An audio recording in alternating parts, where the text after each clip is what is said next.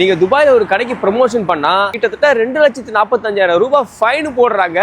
ஆனா உங்ககிட்ட ஒரே ஒரு லைசன்ஸ் இருந்தா மட்டும் போதும், நீங்க துபாயில யுஏஇல எங்க வேணாலும் வீடியோ எடுக்கலாம், ப்ரமோஷன்ஸ் பண்ணலாம், அவங்க போடுற 10,000 dirhams ஃபைன்ல இருந்து தப்பிச்சுக்கலாம். அப்படிப்பட்ட ஒரு அற்புதமான லைசன்ஸ் எடுக்க நான் வந்திருக்கிற இடம் தான் DED Cafe. இந்த லைசன்ஸுக்கு பேரு இன்ஃப்ளூயன்சர் லைசன்ஸ் சொல்றாங்க. ஆனா நீ தான் இன்ஃப்ளூயன்சரே கிடையாது. உனக்கு எதுக்குடா லைசன்ஸ்? உனக்கு தெரியுது, அவங்களுக்கு தெரியலையே.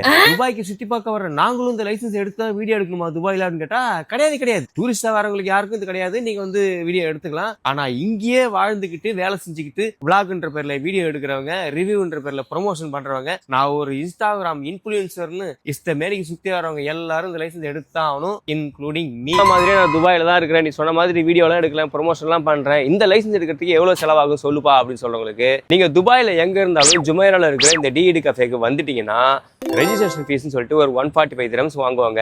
அதுக்கப்புறம் ட்ரேட் லைசன்ஸ் எடுக்கிறதுக்கு ஒரு 1070 dirhams வாங்குவாங்க. அந்த ட்ரேட் லைசன்ஸ் கிடைச்சதுக்கு அப்புறமா அந்த ட்ரேட் லைசன்ஸை வச்சு கிரிமினல் கிளியரன்ஸ் சர்டிபிகேட்னு போலீஸ் இருந்து ஒரு சர்டிபிகேட்டை வாங்கணும். அதுக்கு ஒரு 50 dirham ஆகும். அது வந்து நீங்க யுஏஇ எந்த யுஏஇல இருக்கிற எமிரேட் போலீஸ் ஸ்டேஷன் செல் பண்றீங்களோ அதை பொறுத்து அந்த ரேட்டு மாறுபடும். நான் வந்து ஷார்ஜாவை செல் பண்ணதுனால 50 dirham தான் ஆச்சு. ஆனால் துபாய் போலீஸ் ஸ்டேஷன் யாராவது செல் பண்ணினா கிட்டத்தட்ட ஒரு 150-200 dirham ஆகும்னு சொல்றாங்க. ஸோ நம்ம ஒரு 50 dirhamனே கணக்கு வச்சுப்போமே. ஆனால் இந்த போலீஸ் கிளியரன்ஸ் சர்டிஃபிகேட் கிடைக்கிறதுக்கு மினிமம் 24 hours ஆகிடும்.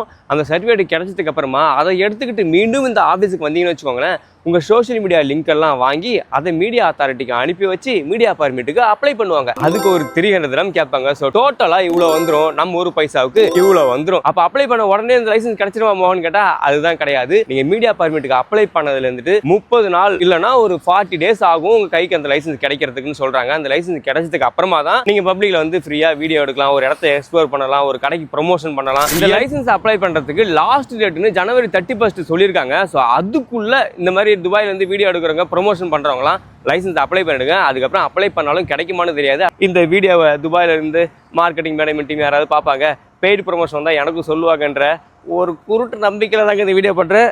ஸோ மைக் மோகன் ஆகிய நான் லைசன்ஸ் வாங்கிவிட்டேன், அதாவது இன்ஃப்ளூயன்சர் லைசன்ஸ் வாங்கிவிட்டேன். பெய்டு ப்ரொமோஷன் தான் எனக்கும் சொல்லுங்க, நானும் கொஞ்சம் பொழைச்சிக்கிறேன். பாய்.